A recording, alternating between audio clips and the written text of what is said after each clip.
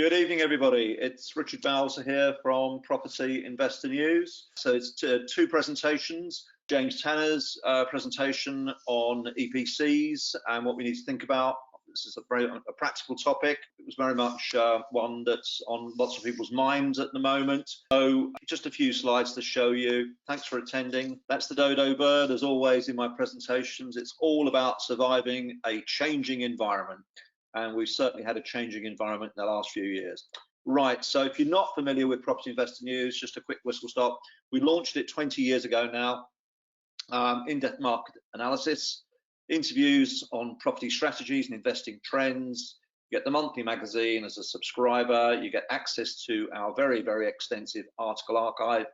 And then we do these non-sales monthly webinars. And there's the website for those of you who are not familiar with Property Investor News. We've now got over 17,000 articles in our website. If you're not familiar with Property Investor News and you want to subscribe, you'll get the latest magazine and a couple more. You'll get a choice of 2 books and one on property development and another one on buying, selling at auction.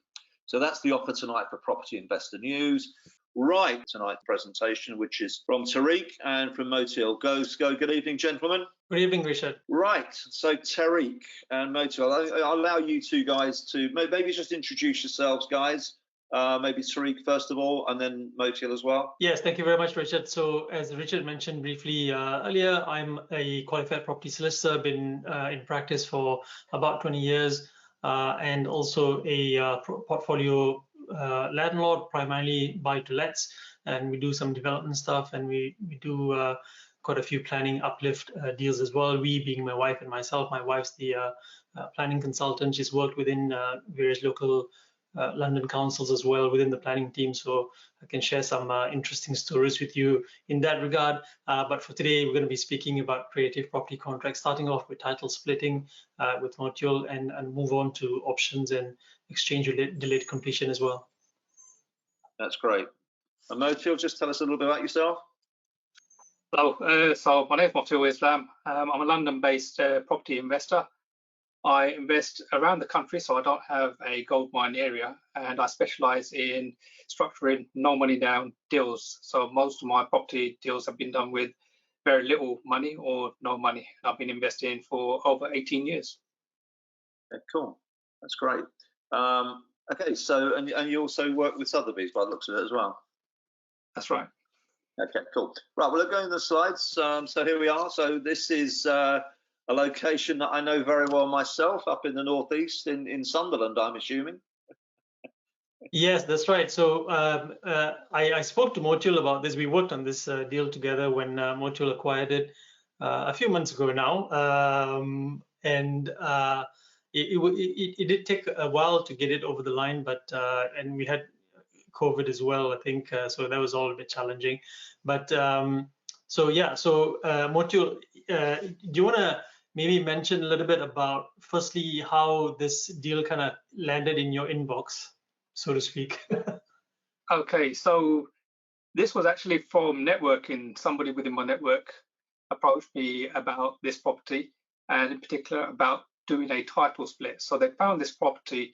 It was a single mid-terrace property, but arranged as 4 flats, 1 flat on each floor. So it was done with planning many years ago. I think it was about 26 years ago, but it was held on 1 single title.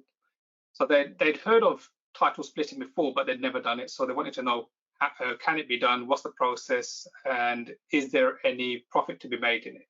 So had a look at this deal, sat down, had a look at the deal, went through the process of how you could do the title split. And then I was approached, would I be interested in getting involved in the deal or purchasing it? If you want to share the next slide. So this is the outlook from within the building looking outwards through one of the windows, and this is the view that you get. And you know, it's a fantastic location, right pretty much on the seafront. And if you move on to the next slide, it kind of shows you the plans for how each flat is laid out. Yeah, I have to say, I've been up to the northeast and Sunderland on a number of occasions, and the weather is not always quite like that. Right, but onto the more practical stuff. There we go. So that's another view of the external. There's another view, yeah. So there's car parking right in front of the building, but this is how the flats were laid out, before Motiul acquired the building, and the layout has not changed since, has it really, Motiul? Since you acquired it, I think you've kept it as it is. So it was already converted into 4 separate flats. They were all physically separate. Each one had its own entrance. Each one had its own meters and all of that sort of stuff. Is that right, Motiul? Yeah, so the services had been separated, and all of them had their own door numbers, etc., already separated. Yeah, so it was physically already all split up. It very much lent itself to a title split. The only difference being that the seller had kept it on one single freehold title, and therefore was selling it as one single freehold title, so a block of flats with 4 flats in it. And the valuation as a block of flats is quite different from 4 individual leasehold flats, which I'll come on to in a minute. But you bought it as is from the owners, and then if you move on to the next slide, Richard, I don't think you did a lot to refurb it. This is how it kind of looks at the moment, and we'll run through a few of the pictures. But as we were doing that, Richard, maybe Motiul, you can tell us in terms of what you actually did to the flats, because I know, but share it with the audience, what you actually did to the flats. So we didn't actually carry out any refurbishment. What we did do was give the place a good clean, furnished it, and that's about as much as we did. One of the properties, this one, came with built-in cupboards, so it wasn't very much needed to actually get it ready to go. Okay, so once you acquired it, and as I said, partly because of COVID and other reasons, it did take a while to get it over the line. Because of the location, I'll come on to the title splitting aspect of it to us in a little bit, in terms of how we actually ran through the specifics of it during the acquisition process itself. But because of its location, have you let it out as single lets, or you're based in East London, but have you let it out as single lets, or have you let it out in some other way? Okay. So I'm currently using it as service accommodation, all floor, 4 flats. It makes more sense because of its location, and it's right next to a hotel as well. So it just works really well as a service accommodation. Thank you very much for that, Motiul. I want to move on and speak a little bit about option agreements. This is a very, very powerful strategy to use for development projects, either vacant land or a house with planning development potential, or even a commercial building. Richard mentioned about commercial is gaining in flavor considerably. I think the PD one certainly a little bit more challenging, because everybody's going after PD, and PD conversions have been around for quite a long time now, so a lot of those opportunities have been snapped up, and certainly those that come available now, there's a lot of competition for it, and it becomes quite challenging to actually get a deal over the line. But there are still some commercial buildings, even industrial buildings, or agricultural buildings even, if it's the right one, where you could still have a commercial play with it, potentially as a development potential. And I think an option agreement is going to be very helpful in tying those up. Now, a lot of times you're using an option agreement because you want to have the right to acquire the property, but not be obliged to actually buy the property. So it gives you the right to buy the property, but not the obligation, unlike a standard contract or even an exchange delayed completion where you are obliged to buy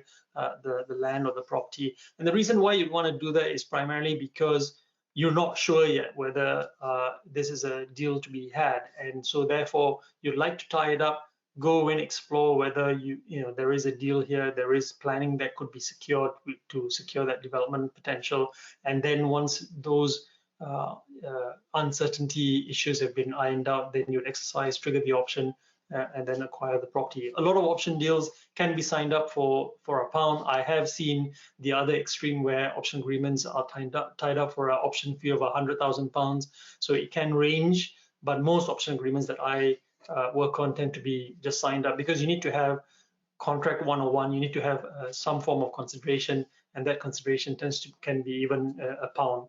A lot of times it's subject to planning, as I mentioned. It can be other conditions.